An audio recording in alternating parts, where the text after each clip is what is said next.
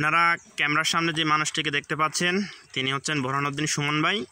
তিনি বর্তমানে কবিরহাট উপজেলার ৩ নং ধানসিঁড়ি ইউনিয়ন ৫ নম্বর ওয়ার্ডের সম্মানিত মেম্বার। এছাড়াও তিনি লন্ডন থেকে উচ্চতর শিক্ষা শেষ করে তিনি দেশে ফিরেছেন। চাকরি বাকরি না করে তিনি কৃষিকে একটি প্রধান পেশা হিসেবে গ্রহণ করেছেন।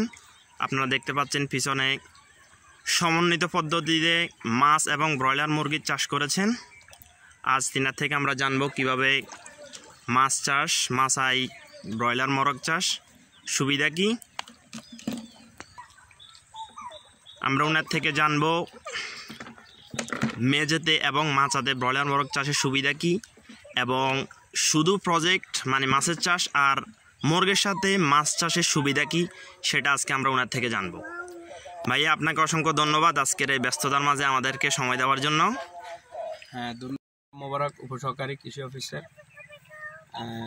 আমার এই খামার বা আমার কৃষি উদ্যোগের উপরে একটা সংক্ষিপ্ত সাক্ষাৎকার নেওয়ার জন্য আসার জন্য ধন্যবাদ।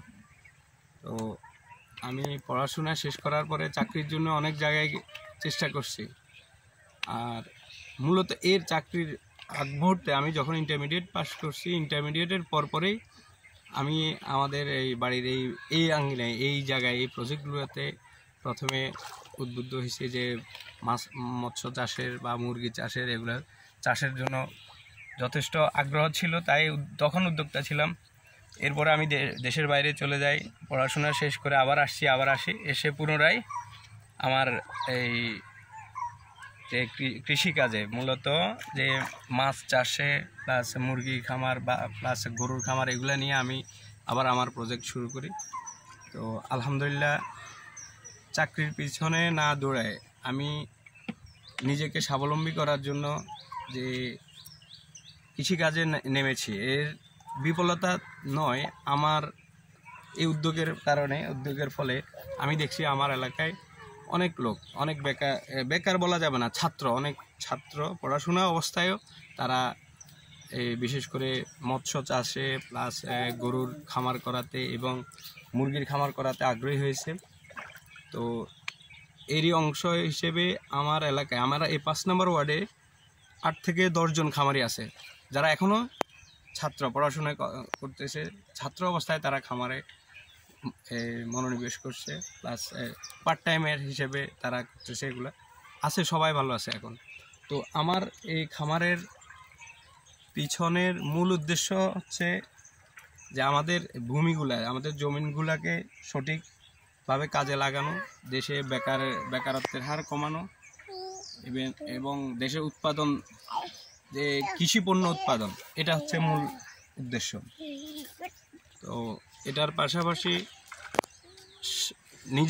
আমার পরিবার, আমি নিজেই অর্থনৈতিক স্বাবলম্বিতার জন্য যে এটাই ভালো পন্থা হিসেবে আমি পেয়েছি, কারণ আমি একজন কৃষকের ছেলে। তো অবশ্যই কৃষি আমার মাথার ভিতরে, আমার মনের ভিতরে আমার এই কৃষিটা। ভাইয়া, আমরা দেখতে পাচ্ছি আপনার পিছনে মাচায় ব্রয়লার মোরগের চাষ এবং নিচে আপনি মাছের চাষ করেছেন। এই মাছা এবং ফ্লোরে এই দুইটা জিনিসের মাঝে আপনার কাছে মানে কোন জিনিসটা পার্থক্য দেখেছেন এবং কি ভালো মনে হয়েছে?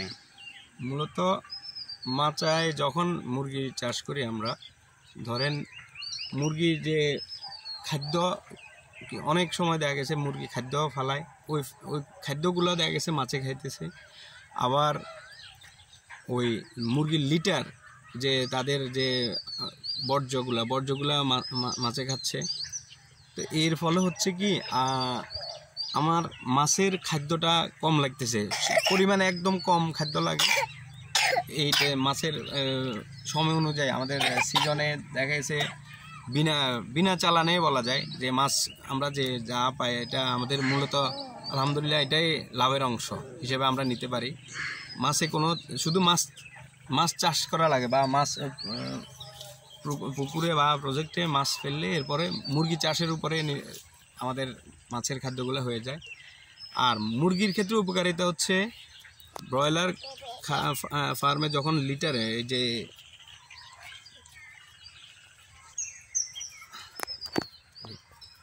মাচা এবং ফ্লোরে মুরগি চাষের ক্ষেত্রে প্রধান উপকারিতা হচ্ছে ধরেন আমার এখানে কোনো এই ভুসি লাগে না, কাঠের ভুসি অথবা চালের যেই কুড়া লাগে এগুলা লাগে না।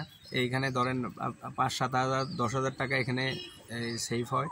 এর পাশাপাশি মরগ যখন এই মাচাতে চলাফেরা করে মরগ সুস্থ সবল থাকে এবং রোগবালাই কম হয়। একদম সবচেয়ে বড় ব্যাপার হচ্ছে ব্রয়লার মুরগির রোগবালাই কম হয় মাচাতে, কিন্তু ওই ফ্লোরে দেখা গেছে অনেক ধরনের নানা ধরনের রোগবালাই আমরা সম্মুখীন হতে হয় মরগকে নিয়ে, কিন্তু আছে এখন এভাবে অনেক সুবিধা পাচ্ছি আমরা মাচাতে মুরগি চাষের কারণে।